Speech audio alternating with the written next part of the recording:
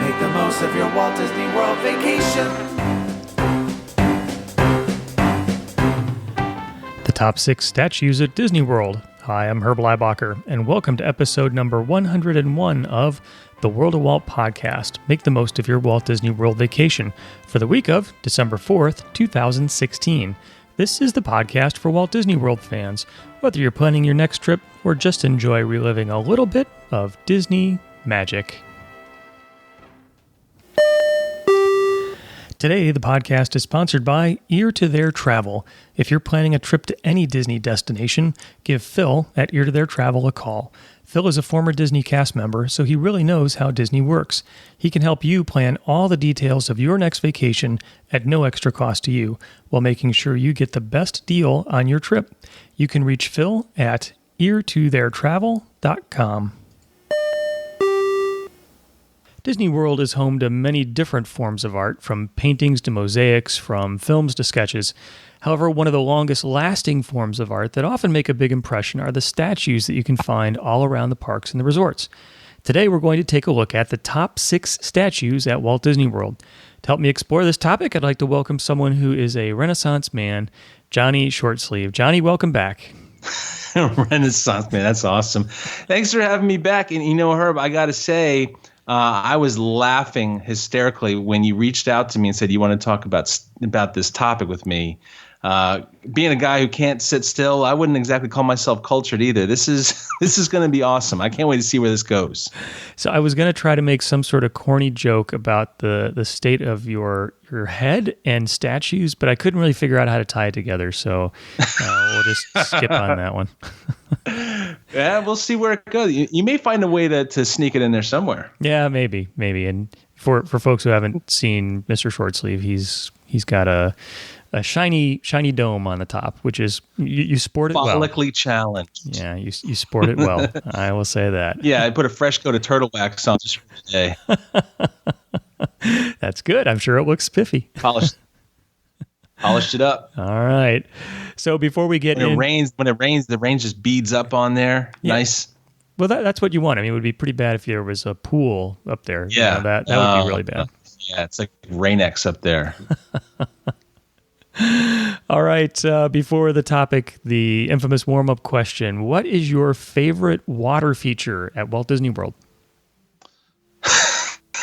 Wow, that was a good segue. We were just talking about water. It was. I actually didn't even plan that. It just happened like that. I know. It almost sounded premeditated. Like that's nice. Wow. Favorite water feature. Let's see. Well, my knee-jerk reaction when you said that was to think about the fountain in the Great Ceremonial House at the Polynesian Village, I guess it's called now. But that's not there anymore. They have this little substitute miniature fountain. But what I will say, though, is I really do enjoy the water feature that's right outside in the front end of the Great Ceremonial House. It's just it flanks the walkway up to the main entrance into the building. On either side, there's these nice little fountains that they used to, back in the day, have koi fish in there. And I got to imagine that they probably got terrorized from so many guests tossing pennies at them and doing crazy stuff that they realized this is not humane for these poor creatures. But it's nice to sit out there. They have these little benches right near where you drive up to unload your car or unload your guests if you're popping in there. Little benches right next to the little tiki torches, and you have the water fountain behind you. It's really nice and relaxing and serene. I like to sit there sometimes and pretend that I'm checking in. Fantasize about it. Just taking my time to leisurely check into this hotel. But I like it. I think it really does a nice job of setting the scene for guests who are entering the Great Ceremonial House, because this is supposed to be a property that is calm and serene and peaceful. And I think that water feature there really does serve that purpose very well. That's a great choice. And you're right, it does set the scene for going into the Polynesian Village. A little bit of motion, a little bit of sound. It's a nice addition to that entrance. Yeah, right on. So for me, I almost was going to say the waterfall at the Canada Pavilion in Epcot. I think it's supposed to be representative of Niagara Falls. Very powerful, a lot of water flowing down, and it's sort of impressive as you head back to see the film. But as I often do, I would go for Mr. Obvious Choice, and I think it'd probably be the Fountain of Nations at Epcot because it's fun. It's there's music, there's dancing water. It's got it all going on. So I'd probably pick the Fountain of Nations at Epcot. That would be an awesome spot to have like a candid camera set up, because I know I would get caught on it. Every time that I walk past it, when the music cues on, it's not like a subtle ramp up. It's boom, like the music just jumps. Yeah, it gets loud and immediate. And I always basically feel like I'm jumping out of my skin every time it happens. And I'd love to that should be a fun little exercise, just to sit there and watch it, if you know the schedule, to see how many guests get scared by it. Because I know I do every time. It would be, but it's beautiful though. Yeah, there's a YouTube channel right there. Yep. It's like one of those fail videos, but just watching people get scared from the fountains and the music that they don't really give you a lot of heads up. Hey, Get ready. We're getting ready to launch this little show here for you. Yeah, you're right. Someone is going to do that. There is going to be a YouTube channel of scary water features at Disney World, and they're going to make a lot of money off of that. Well, I know we're laughing about it, but hey, isn't that person who unboxes the Disney toys making like $1 billion a year? Yes. I saw the numbers. It was like 19 billion views or something like that. Just some insane number of views on unboxing Disney toys and other toys too. Who would have thought? I'd have been a fly on the wall in that conversation at that household. Speaking to her significant other. Hey, guess what? Got an idea. I'm going to borrow that camera for a few minutes. I'm going to unbox this toy on the camera before we go play with it. Have the kids play with it. Really? Why? Who's going to watch that? 20 billion views later. Pretty much every person on the planet 3 times over. So I just got to imagine they're sitting there thinking, at that point, the money they're making, just take like Spider-Man #1 just to rip it. So you get, hey, everybody, when you hear what it sounds like to rip Spider-Man #1 apart, I got that kind of money. YouTube money. Oh, to have such YouTube money with things we could do. The internet, jeez. It's a crazy place. Yeah. All right. Well, our topic for today, top 6 statues at Walt Disney World. Johnny, we're over to you for number 1. So the first one that I want to throw on my list is one that I don't think many people know about, at least not many people that I know of. When I brought it up to them, they'd say, "Oh, I've walked past that a million times and never looked up there and saw it."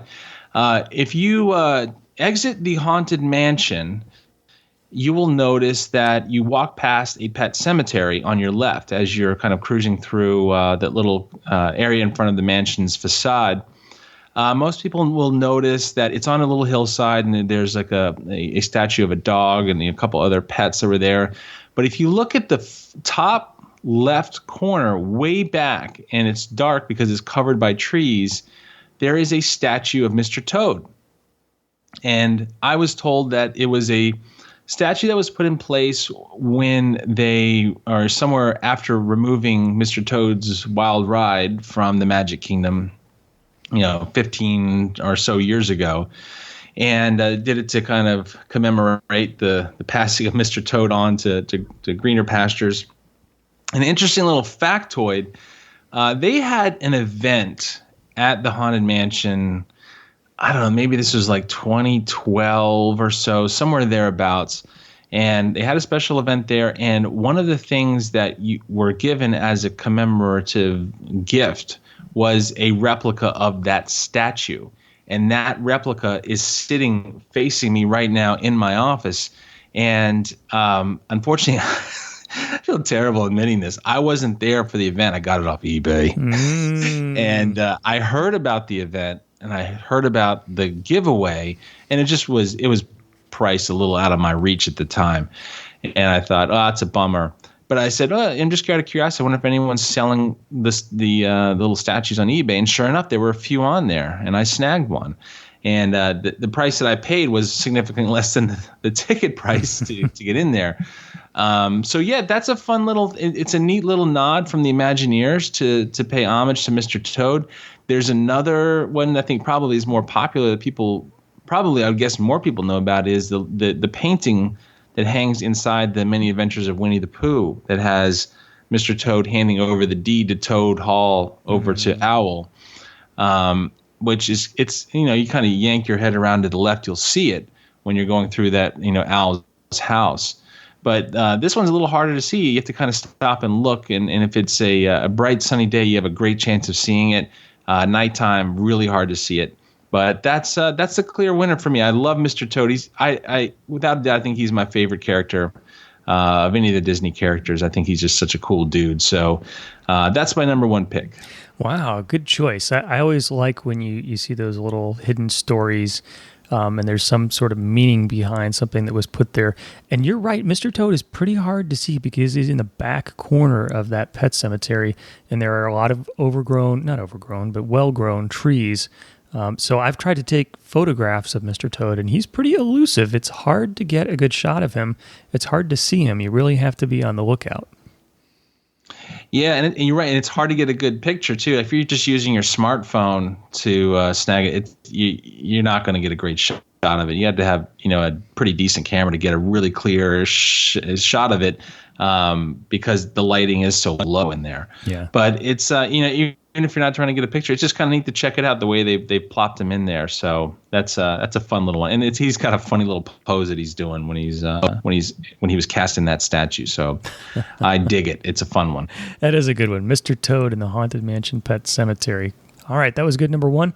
Number two, back over to me. So I'm going to go to a place where there's actually very little to do, and a lot of people don't go to see this statue. This statue is located in the lobby of the Villas at Disney's Grand Floridian Resort and Spa, better known as the Grand Floridian DVC. So in the DVC building itself, if you're not staying there, there's not a lot to see and do. I think because all of the amenities for people who are staying in that DVC are over in the main building for the Grand Floridian.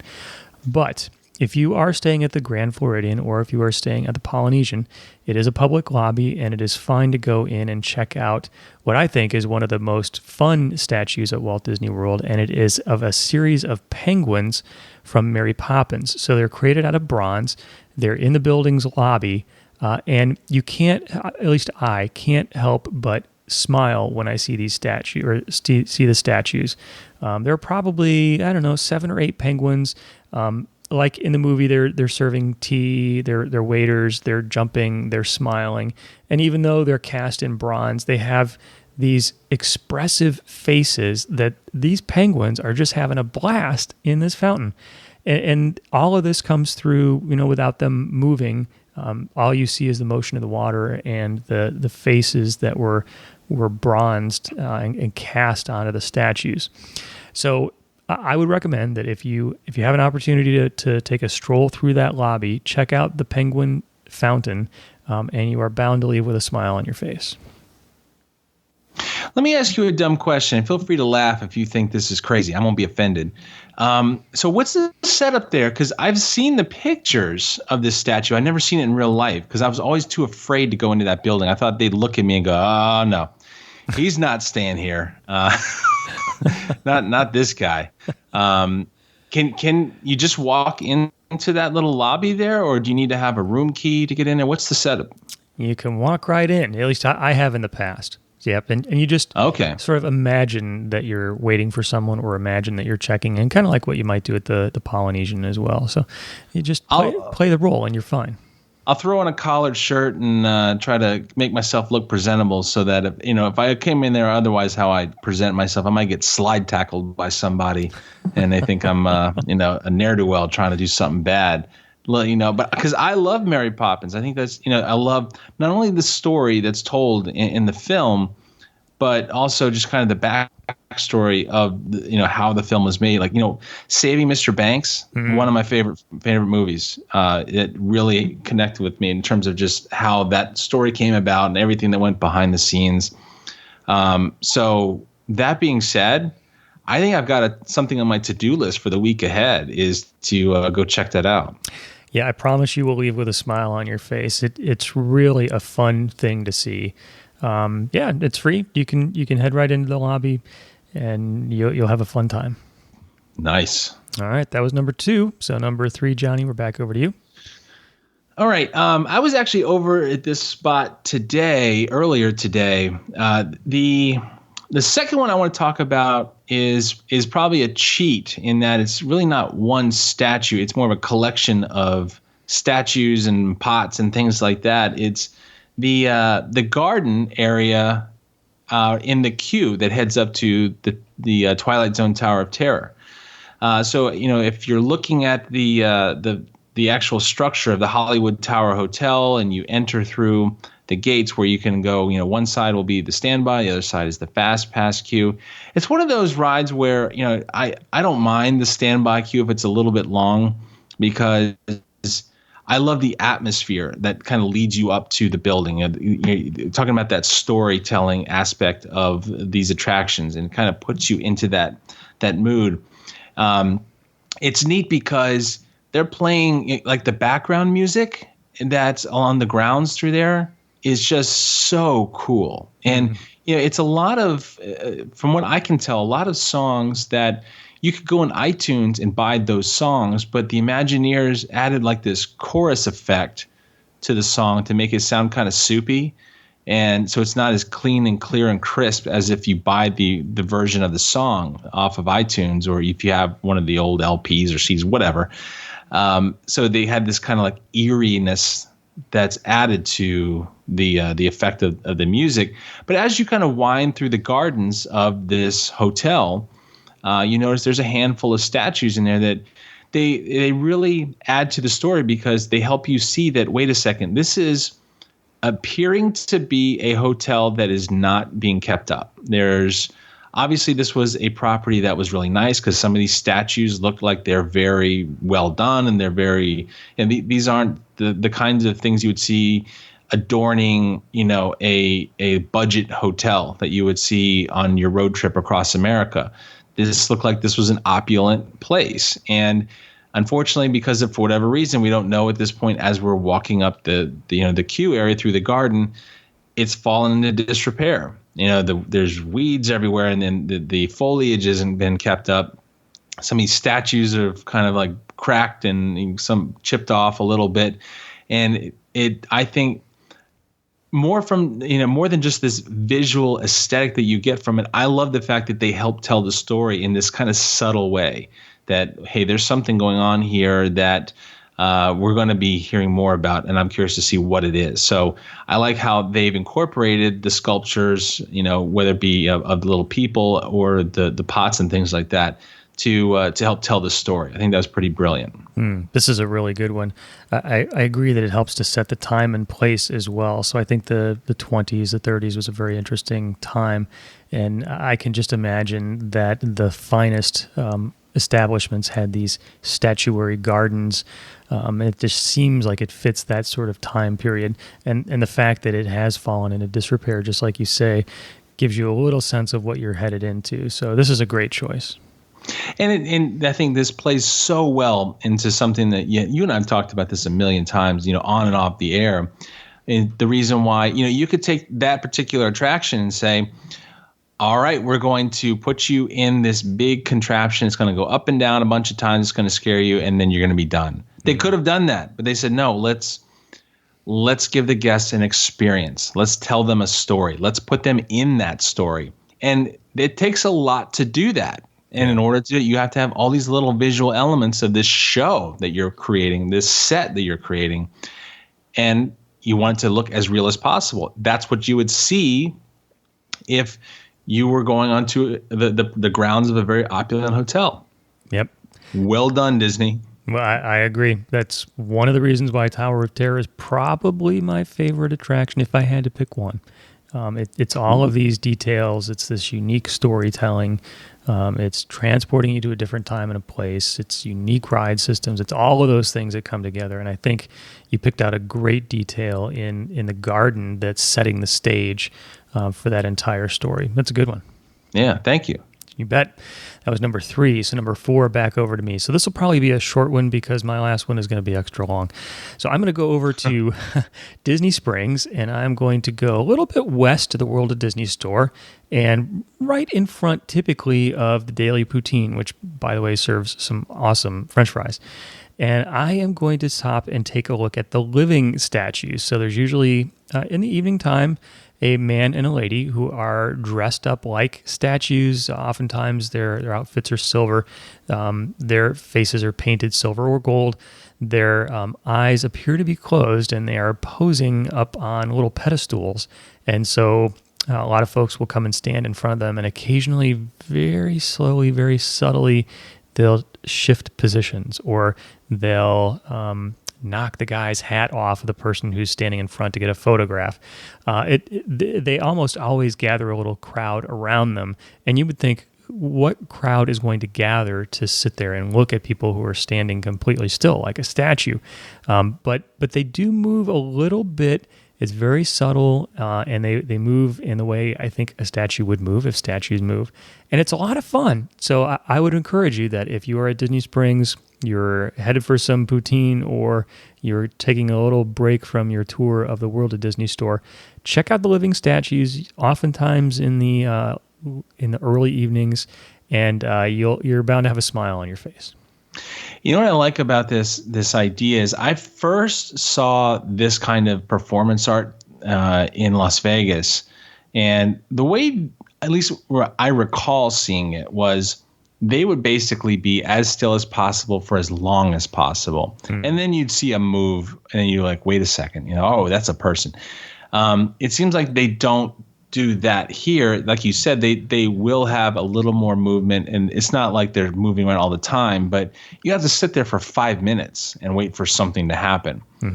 They are doing a little better job of doing that.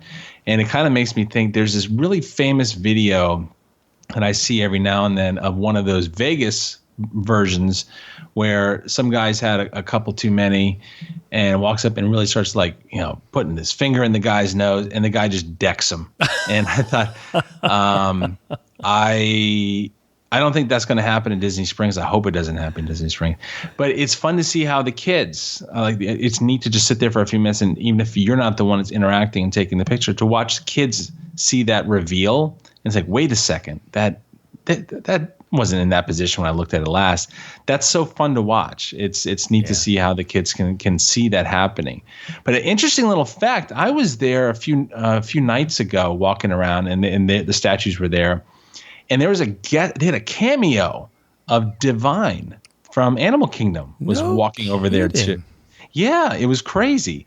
Because I don't know, I've never heard of that being a regular, so I don't know if that's a regular thing to have Divine over there, which if you're not familiar with it, it's I've only previous to that incident had seen Divine at that Disney's Animal Kingdom. It's essentially it's an actress who's in a costume that's on stilts that basically looks like this person is a vine, and this person will remain completely still for a very long time inside of the wooded areas, and just move a little bit, and then all of a sudden start walking out, and you see people kind of freak out. Not trying to scare them. It's not like Hollywood or Halloween Horror Nights at Universal, but it's kind of neat and interesting. And yet, Divine was walking around that area, so I wondered if those statues were a little bummed out, like getting upstaged, or if that was that is a regular thing now to have Divine appear there. So it's pretty neat. Yeah, this is worlds colliding. I've never heard of Divine leaving Disney's Animal Kingdom. And yeah, it'd be kind of hard to be upstaged by a tree. or a vine, I guess. Well, but she is actually an amazing, I imagine it's several amazing performers, just because of the sort of very, ballet-like fluid movement. It's slow and controlled. Very, very interesting to sit and watch. Yeah. Worlds colliding. It's kind of like, I don't know if you've ever seen, like if you're driving through the property, sometimes like the trams will be on the main, like World Drive. Like I see, wait, that's not supposed to be on the road here. That's just, you kind of see stuff like that every now and then. Yeah. Or like how they used to have the welcome show at Epcot was in a test track vehicle. Did you ever see that one? No. That's a Worlds Collide thing. You see it in the middle of Future World, the characters would come out, a handful of them would come out in a test track car, just free riding around. And I thought, you know what? Epcot should say, forget the scooters and the, those little rascals. Don't rent those. Rent little mini test track cars. Yeah. That'd be like little go-karts zipping around. That'd be fun. That would be fun. I'd get my Visa card out for that. I would too. Okay, that was Living Statues at Disney Springs, number 4. So we're back to you, Johnny, for number 5. Okay. Well, I mentioned earlier when you had the opening question about the Polynesian. I'm a huge fan of that resort. So the one I chose for last on my list was inside the Great Ceremonial House on the ground level floor. Is kind of, I guess, their flagship shop of the resort hotel named Boutique. And when you walk in the shop, if you hang a left, and there's, as it's set up right now, it hasn't been like that for a while, is usually where the women's apparel is. There's a window that looks out to one of those water features that I mentioned. Now, on the outside, looking into Boutique, is a tiki statue who is apparently playing hide and seek with another tiki statue. And he's on the outside looking in, and he's got his hands over his eyes, like trying to, you know how you do when you try to peek into a window, to see if you can see inside, not like breaking and entering or doing anything nefarious, just like, you want to see if whatever's going on in your house, not someone else's house. Of course. And then on the inside, in the side where you're in the store, you see the other tiki statue who is allegedly playing hide and seek, and he's doing like the index finger over his mouth, like giving you the shh, like don't tell him, don't tell him I'm right here, I'm hiding. I don't know what about it is that I like, and it makes me laugh every time I see it. I just think it's kind of a funny little feature. And again, kind of talking about the statues in the garden at the Tower of Terror, they didn't need to put that there. Like they could have just said, hey, we need to have some retail going on in this hotel to make some money. Let's just set up a store, hawk some wares, and there it goes. And no, they wanted to make the store space fun, and they themed it to the Polynesian, and they had the opportunity to not only make it look nice and visually appealing and have some cool stuff in there. They said, hey, let's be a little cheeky here and have a little fun with it, and to incorporate the tiki guys. And I thought that's a fun little touch. It is a fun touch. So first thing I have to say is I hope whoever the copywriter is who came up with the name Boutique got a big fat bonus check, because that's got to be one of the best names for a shop ever. I remember when I first saw that, when they changed it over and they revamped that whole ground floor of the Great Ceremonial House, and they made that store there. I saw that. I was like, that's brilliant. Yeah. That's such a fun name. It is an awesome name. And I've seen these statues too. And you're right. It's one of those little unexpected bonuses that you get that Disney didn't have to do. I don't think anybody's going to buy another Hawaiian print shirt because they see these hide and seek statues. But it just adds a little something extra. It's whimsical. It's fun. And people talk about it on podcasts, so I think it's a great addition. Yeah, I think that's one of the neat things. I think if you have the opportunity to slow down while you're visiting Walt Disney World, and not force yourself to rush from attraction to attraction, and wear yourself out, is to slow down and take a look at some of these things and just kind of appreciate the fact that there's, obviously some amazing art that goes into what they're doing with these spaces, but to just kind of look at it and think about what's going on, what's the story being told, or what's the environment that they're creating here. And there's little details like that make that a reality. I think that's just so awesome. Yeah, me too. It is all these details that I think really separate Disney from the rest. And this is a perfect example of that. These tiki statues in that store playing hide and seek. That's a really good one. Yeah, definitely. All right, that was number 5. So number 6 over to me. So I'm going to slip 2 into this list, and I think it's because in my mind, They go together even though they don't go together. So I'm going to head over to the Magic Kingdom and perhaps one of the most iconic statues at all of Walt Disney World, the Partners statue. So the Partners statue is one of Walt holding Mickey's hand. It was installed at Walt Disney World in June of 95. There are actually quite a few of these Partners statues all around Disney properties. So this started out in Disneyland in 93. And today there are other copies of this statue in Tokyo and at the Disney Studios in Burbank and at Disneyland Paris. This statue, the Partners statue of Mickey and Walt, was sculpted by Disney legend Blaine Gibson. So Blaine did a lot of work for Walt Disney World and for the Disney parks. So he created a lot of the pirates in Pirates of the Caribbean. He created a lot of the presidents in the Hall of Presidents. And it took him a full year to sculpt the Partners statue. And so there are a lot of interesting details in the Partners statue. So it's interesting that, for example, that you can see Walt's tie tack says STR, which stands for Smoke Tree Ranch, which is a spot where Walt once had a vacation home in Palm Springs area. It's interesting that the statue is actually built taller than Walt was. Walt was 5'10", and the statue is 6'5", probably to make it a little bit easier to see. And so, interesting statue. People see it all the time, I think, and it deserves the prominent spot that it has. A lot of people say, so what is it that Walt is pointing to? Because his hand is stretched out. And some people say maybe he's pointing to Epcot. Well, I checked on a map, and he's not pointing to Epcot because the way the statue is oriented, Epcot is a little bit further east. Actually, if he's pointing to anything on Disney property, he would be pointing to Coronado Springs, and I don't think that's really the point. He's actually probably just pointing to swampland or wetlands, as we like to call it. But Blaine was once asked, so what's going on there? What is Walt pointing to?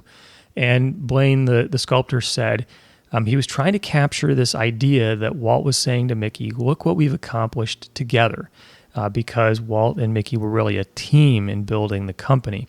So I think the Partners statue, a lot of interesting details and an amazing work of art and a lot of just a lot of history, I think. A lot goes into that statue. But I actually want to use the Partners statue as an introduction to a second statue. So this statue was installed later in 1999.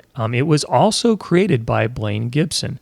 And he did it when he was 81 years old. He created this second statue, which was called Sharing the Magic.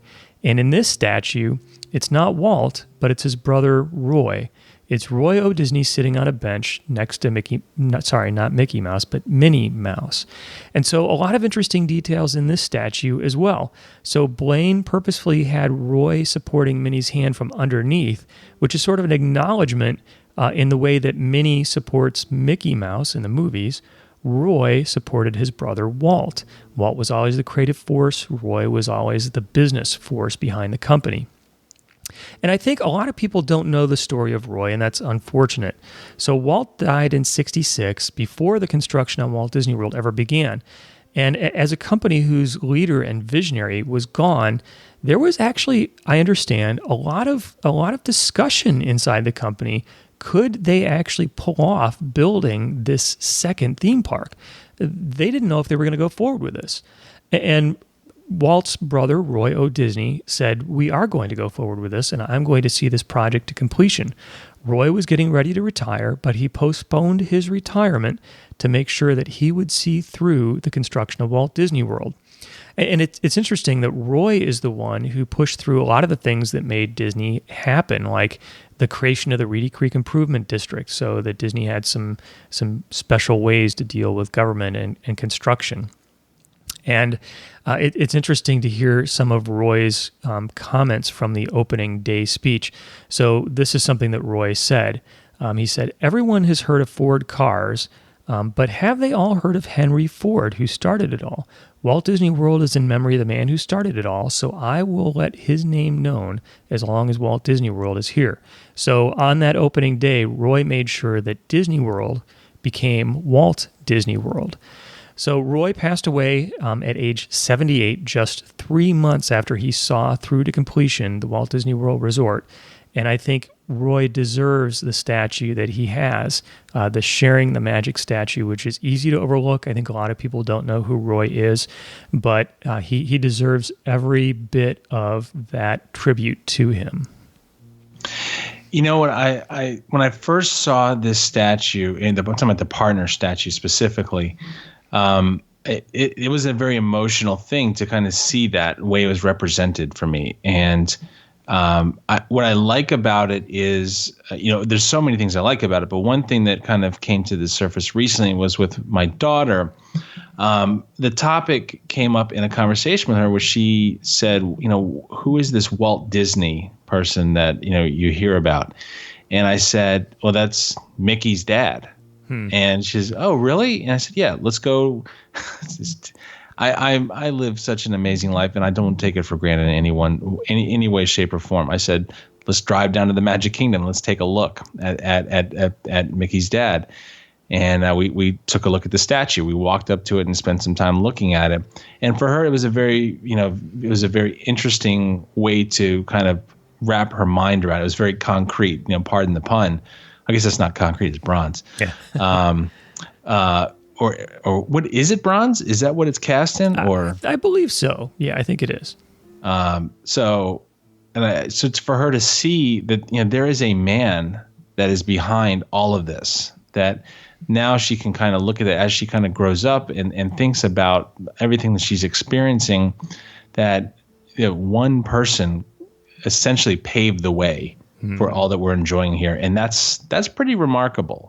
So I'm really glad that they decided to do that and give the guests a chance to kind of have that experience to see how Walt really is key to what we do and what we do enjoy today, even though he's not here to be here with us.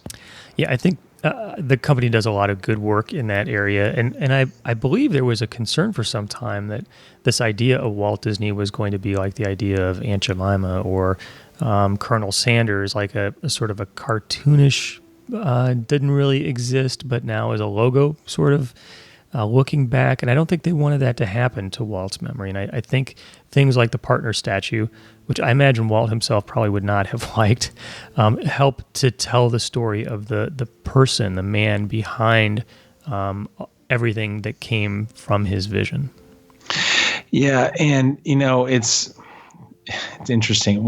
There's so many things that are interesting about it, but what I love that they've done is where they placed it too. I mean, it's a very prominently placed statue, so that as you're walking down Main Street, you see that. I mean, obviously Cinderella's castle dwarfs the statue. Pardon the pun again, but it's very easy to, when you look in there and as you're walking down Main Street, to see that statue and kind of be gravitated to see what's going on there. Let me go spend a second here to see what's happening. And to think about what that means. So, they could have put that, somewhere off in the corner somewhere or made it just a temporary exhibit. But no, that I think is probably the perfect place to put it, right there, right in the hub. I think you're right. And actually, I think the same thing of the Sharing the Magic statue with Roy. So that one is typically stationed in the town center right after you come into the Magic Kingdom.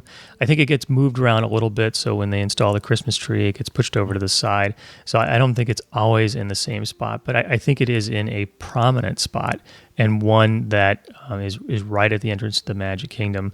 So again, it's kind of unfortunate that so many people don't know about Roy and his story and how everything at Walt Disney World really would not be there were it not for him seeing it through to completion and really building the business and the financial foundation to make it all happen. But I think it's a great spot that he's there as well, because he I think in his life always wanted Walt to be the face of the company. Even though he was probably just as responsible for making sure that the company was successful, he would always point the media, the fame to Walt, and I think this is happening in this statue as well. So yes, Roy is getting the honor he deserves, but he's getting it in a way that is sort of subjugated, if that's the right fancy word, to the honor that's given to Walt, and I think that's neat too. Maybe we need to get Lin-Manuel Miranda on this one, and he did a nice job for Alexander Hamilton. Bringing a lot of his accomplishments to pop culture and to the world here, and bringing him back to life. Maybe we can do the same for Roy Disney, like a Roy Disney musical on Broadway. Yeah, there is an arm of Disney that does something like that. So who knows? Hey, there you go. It's a natural fit, man. Idea copyright 2016, World of Walt LLC. So all right, I want to the checks when that happens. Yeah, we'll start getting on that.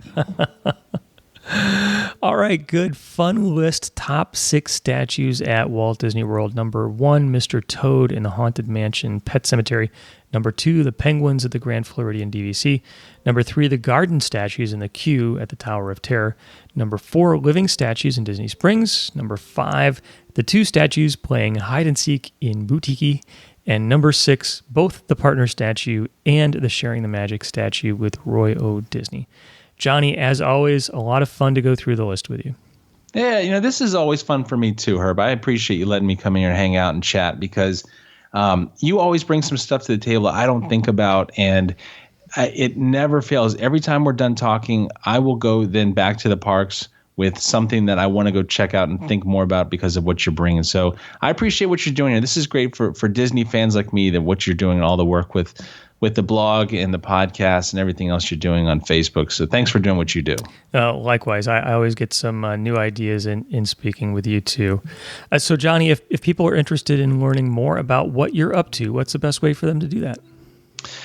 Searching public records, usually in the courts, see if I'm getting, community service. No, I'm just kidding. No, they can find me on Facebook. I've got a neat little fan page on there. It's not really a fan page, but it's a place where it's easy for me to hang out with people and talk about the projects that I'm working on. I got a podcast that's in the works right now, and it is a tremendous amount of fun. Also, if you're somebody who's a little more into Twitter or Instagram, you can find me on Twitter. It's just John Shortsleeve. They made me get all formal over there because those goofballs at Twitter wouldn't let me get more than 15 characters. So it's just JOHN Shortsleeve.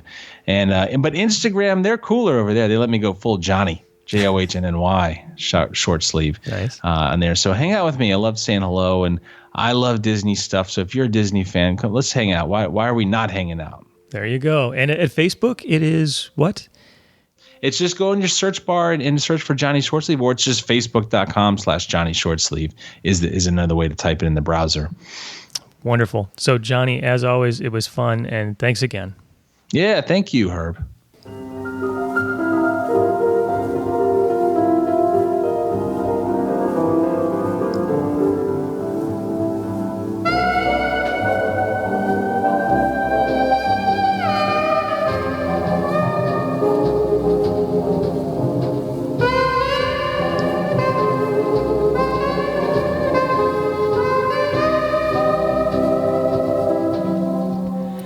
Today we head out to the music of the Tower of Terror, and yes, we've made it through the list of the top 6 statues at Disney World, but the conversation isn't over.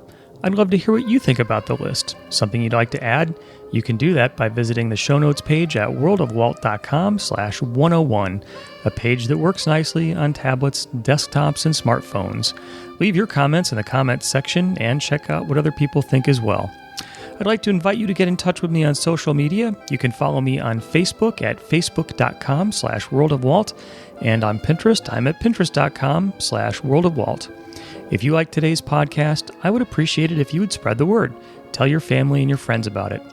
Today, as always, I would like to give you a heartfelt thank you for spending some of your time with me. I'd also like to thank everyone who visits worldofwalt.com, where you can read interesting Disney articles and chat with other folks who like Disney in the forums and in the comments sections. By listening here and by visiting the site, you're allowing me to share the fun of Disney with you, and that is extremely cool. Thank you very much for being a part of it. So until next time, my friend, may God bless you. So there's a great, big, beautiful tomorrow, shining at the end of every day. There's a great, big, beautiful tomorrow, just a dream away.